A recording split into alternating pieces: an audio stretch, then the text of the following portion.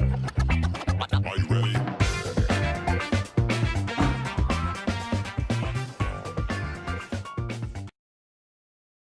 Привет, как дела? Bienvenidos. It's me, Andrew Salazar. Today, we're excited to share with you a new book. I am unfamiliar with Tintin. This is volume 6, The Adventures of Tintin by Irge, Belgian cartoonist. I think 1927 this started. Erge's real name is George Remy. Probably not pronouncing that correctly. And Erge is, this basically created like a empire of comics. One of the most successful and popular, at least European comics, if not just all comics of all time. It's been translated, I think, like 70 languages. I mean, it's a beautiful little, very popular tale of this little adventurer reporter guy. And I've never read it. I know nothing about Tintin. I didn't even see the Spielberg movie. So this would be kind of fun to check this out. And I've read this. And I'll give you my thoughts at the end. Who publishes this one? This is by Little Brown Books. So I'm unfamiliar with Little Brown Books. But I guess they've got these 7 volumes of the Tintin stories. I'm sure there's a lot more out there, but they recorded these and they published these here in the States. And I have number 6. I got this at the LA Book Fair when I went there a few weeks ago. Let's talk about this. One of the things that this is known for, the art style is a clean art. They call it a clean art, like ligne claire or something like that in French. And it does have that kind of look to it. I mean, if I'm going to look at... So, let me just give you my thoughts quickly. I'm much more of a fan of, like, Nemo, right? Winsor McCay than this. Winsor McCay was, like, a decade or more earlier. There's just more of a fantasy, like, work there. This is much more grounded in reality.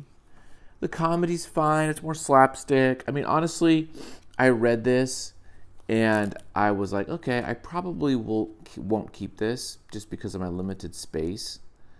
But I acknowledge the really great panel designs. I acknowledge the art style. I just might not quite be the right audience for this. But can you see this? Just look at this panel here. There's a lot of stuff in this panel. It's very clean. It's very nice. I'm assuming they're using like a rapidograph, or maybe they're using a brush and they're just really good with the brush to keep it that nice, straight, clean lines, or just using rulers or things like that. But look at all these. I mean, it's beautiful detail. There's a lot of things in that background and this space. Look at this. How now the camera's turning and now we see the same things but now from this other perspective. It's very well done on a draftsman level, right? The colors look great. I don't know if the colors were original or what they were like. But all this is very, very good. I'm not bothered by these kind of like cartooning because that's the way it was done back then. And now we might not draw it like that, but putting them in that time and place, I'm fine with it. I'm not outraged by how certain people were drawn. I'm sure if I was there, I'd have a sombrero or something. That's fine. I do not own a sombrero. I need to own one. I do have a couple ponchos, so that I'm halfway there to my stereotypical Mexican self. Just going back and looking at this, draftsman-wise, drawing-wise, it's really good. The story is just it's cute. It's these little adventures, Now that I'm talking myself into it, and maybe I will keep it just because of look at these cars. They're so well done. This was done in the 20s. There's just a nice level of realism to it. And I don't know what the size. If you guys know what the original size of these, I'd be curious, because I would guess they're big. Like, I would guess they're bigger than what we draw today in comics. You know, the 10 by 15. I would say, I bet they were maybe, 13 by 19 or something bigger.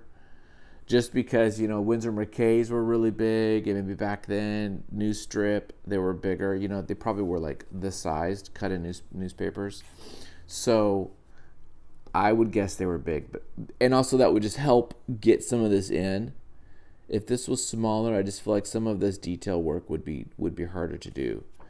But I mean, look at this panel. This panel alone, there's a lot of time of composing, figuring this out, looking up reference for some of this like gear, looking up reference for the cars, putting all the people, and then inking it. I mean, this alone took a couple days, perhaps.